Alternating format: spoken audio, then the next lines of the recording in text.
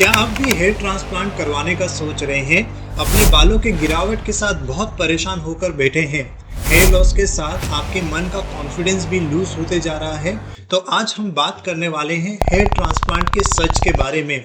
ये सर्जरी करवाना हमारे लिए कितना बड़ा सॉल्यूशन बन सकता है या फिर हमारी लाइफ की कोई एक नई प्रॉब्लम की शुरुआत। ये सारी चीज़ों के बारे में आज मैं आपसे बात करने वाला हूँ।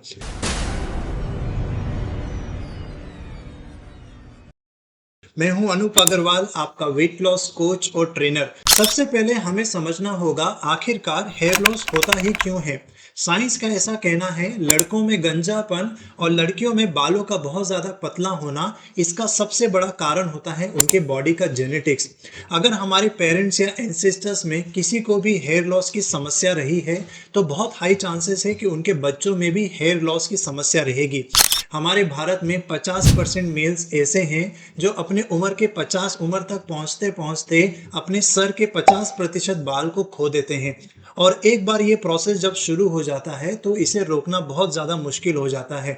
नॉर्मल दिनों में हेयर फॉल जो होता है वो एक दिन में लगभग 50 से 100 बाल गिरते हैं, लेकिन जब हेयर लॉस की समस्या हो तो ये एक दिन में 200 से 300 तक भी जा सकता है, जिसकी वजह से ये गंजापन का समस्या देखने में आता है।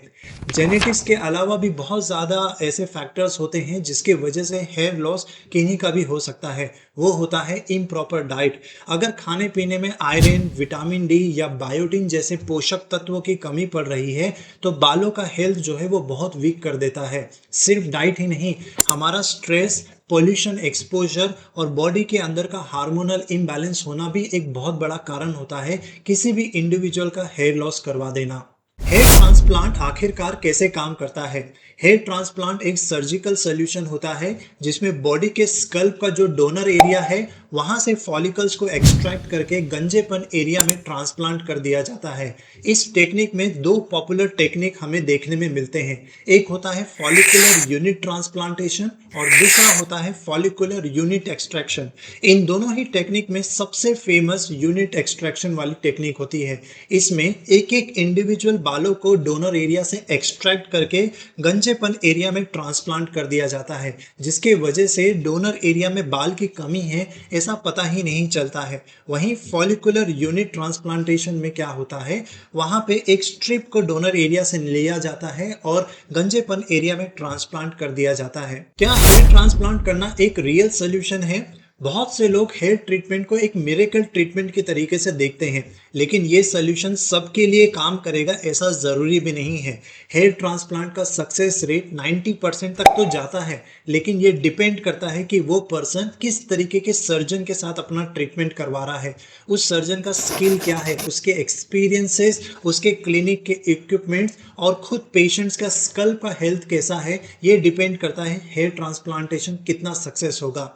International society of hair restoration surgery का कहना है कि हर साल 16% से ज़्यादा हेयर ट्रांसप्लांटेशन की सर्जरी की ग्रोथ है, लेकिन इसी के साथ पेशेंट्स के बहुत ज़्यादा कंप्लेंट्स भी देखने में आ रहे हैं, जिसमें नंबर 1 कंप्लेंट है पुअर हेयर डेंसिटी। कई लोगों का ऐसा कहना है कि हेयर ट्रांसप्लांट करवा देने के बाद उनकी जो हेयर रीग्रोथ की जर्नी है वो उतनी डेंसिटी वाली नहीं रही है जितना उन्होंने उम्मीद किया था। नंबर 2 कंप्लेंट होता है अनइवन हेयर लाइन नोटिस करना। कुछ पेशेंट्स को हेयर लाइन के शेप या प्लेसमेंट्स पसंद ही नहीं आते जो उनके चेहरे के साथ में मैच नहीं करते हैं। नंबर 3 कंप्लेंट होता है डोनर एरिया में शिकायत देखना। बहुत ज़्यादा डोनर एरिया से एक्सट्रैक्ट किए जाने वाले बाल के वजह से वहाँ पे घाव और इरिटेशन जैसे संभावनाएं बढ़ जाती है। नंबर 4 कंप्लेंट जो पेशेंट्स कह रहे हैं वो है डिलेड रिस्पॉन्स आना। हेयर रिस्टोरेशन करवा देने के बाद भी हेयर ग्रोथ का जो सक्सेस होना चाहिए उतना उनके एक्सपेक्टेशंस के साथ में नहीं जाता है। हेयर ट्रांसप्लांट का डिसीजन लेने से पहले ये समझना बहुत ज़रूरी है कि ये सोल्यूशन हर किसी के लिए सही होगा ऐसा ज़रूरी नहीं है।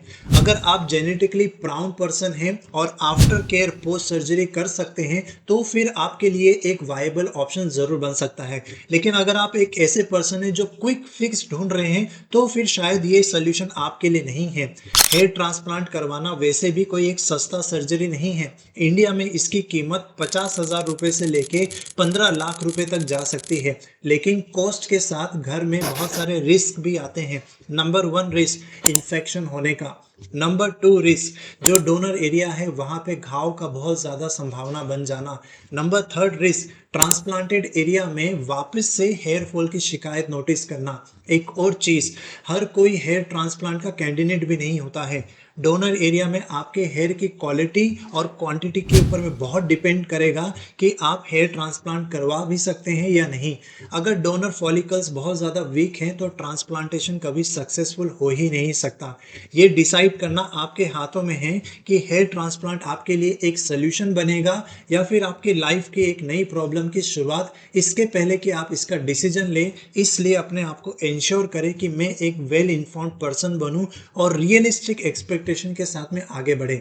अगर आपको ये वीडियो हेल्पफुल लगा हो तो हमें ज़रूर से सब्सक्राइब कीजिएगा। न्यू वीडियोस के लिए बेल आइकन ज़रूर से हिट करिएगा। मैं हूं अनूप अग्रवाल, आपका वेट लॉस कोच और ट्रेनर, और ये था हेयर ट्रांसप्लांट का सच।